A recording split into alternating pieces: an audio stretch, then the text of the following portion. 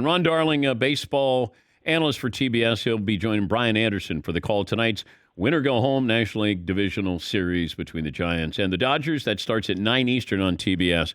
Ron, good to talk to you this morning. Introduce us to the Giants.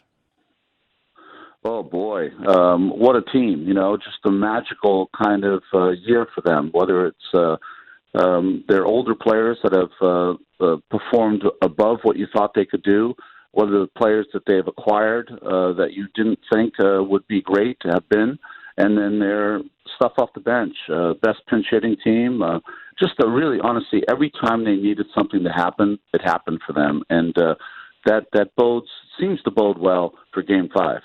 But you also, and I don't know if you believe in this, when you have that lineup that doesn't have the true star, it feels like they probably think, hey, one of us has to step up tonight, not just rely on, hey, Mookie Betts has to stand up there. That it almost feels like it's more dangerous with that lineup that feels like one of us has to take ownership tonight. Dan, that's a really good point. I think that they have spent the entire year with people saying that at some point they will decline, they will not play well, they'll be out of it, the Dodgers will overtake them. And each and every time they have stepped up, and I think they've done that probably better than any team as far as maximizing their 30 or 40-man roster. Everyone that came up, when you think about it, their closer right now is a kid that was up and down 4 times, that didn't perform well until September, and now he might be the difference maker if they move ahead. Explain these two pitchers, because I looked and I don't think they've lost it's been a long time, but between these two, like 39 starts. Does that sound accurate for these two going into this game? It does. It does. In fact, if you look at Webb, he hasn't lost since May 5th. If you look at Urias, he has in his last 23 starts with the Dodgers, they're 19-3.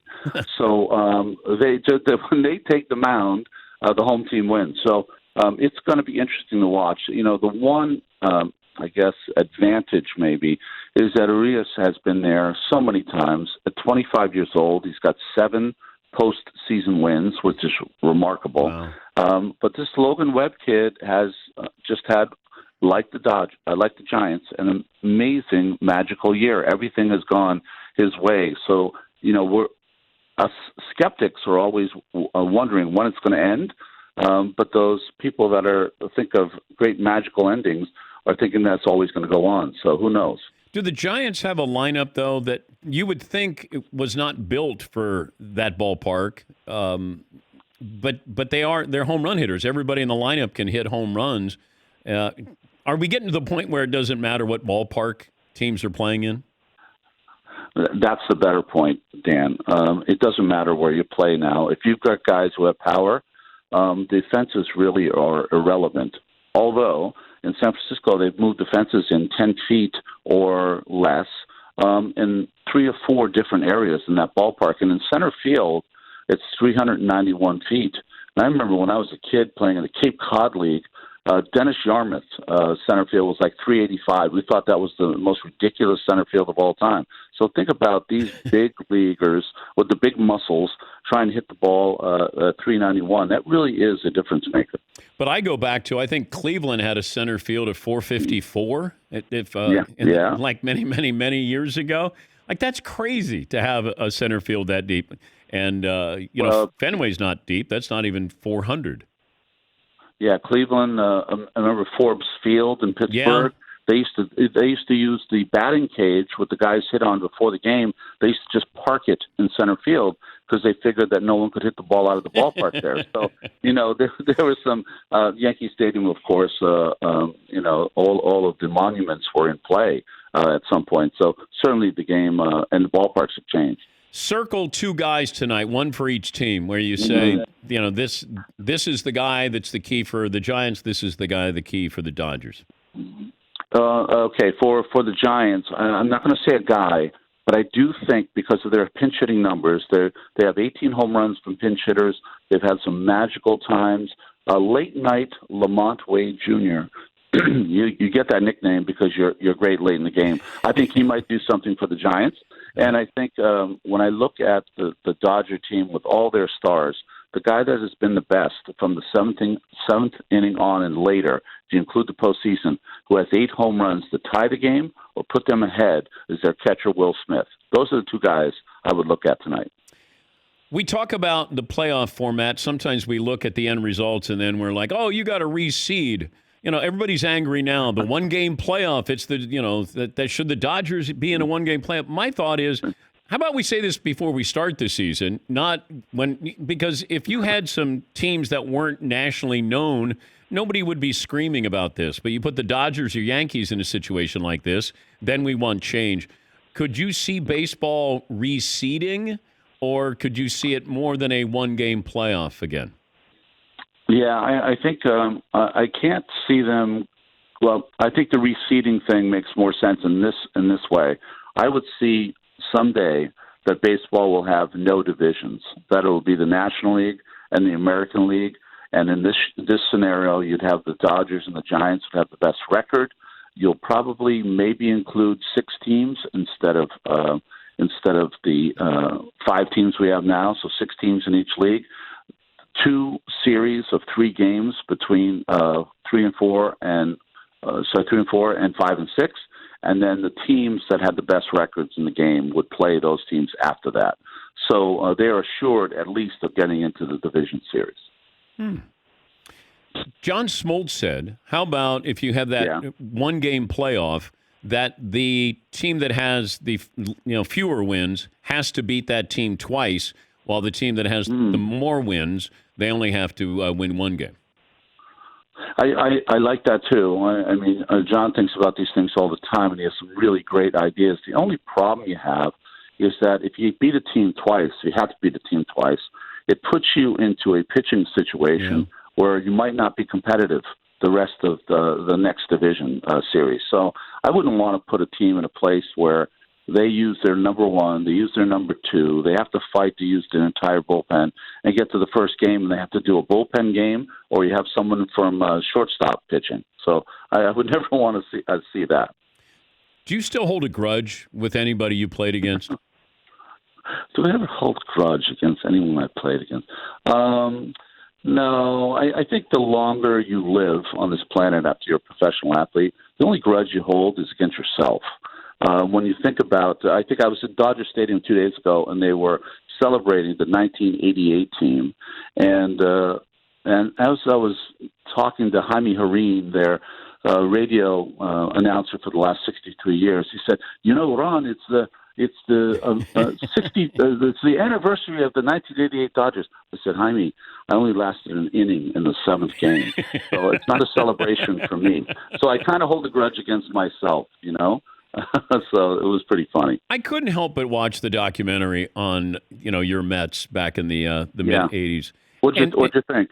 Well, I loved it, but I was there around that. I worked at CNN in New York, so I was around you guys, you goofballs. But I started to wonder. We've had these one and done teams that were so good, but they only won once. If you were going to put your finger on why that Mets team only won once, what would it be? Well, I think that's a great point. I think that maybe maturity might be one of them, but honestly, that team felt like a Oakland A's team. It felt like a Cincinnati Reds team. But we're destined to always live with not a team of destiny, but a team that had an amazing year. But I think that we could have been a little more mature with how we approached the longevity of what we were trying to do. How about that? Finish this sentence. If Dwight Goodman had stayed clean, I would have been able to go to Cooperstown and listen to him give a great speech. Yeah. Ronnie, I paid to go see a game.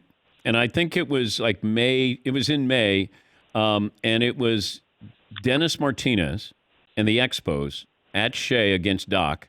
And I paid for seats behind home plate because I wanted to watch.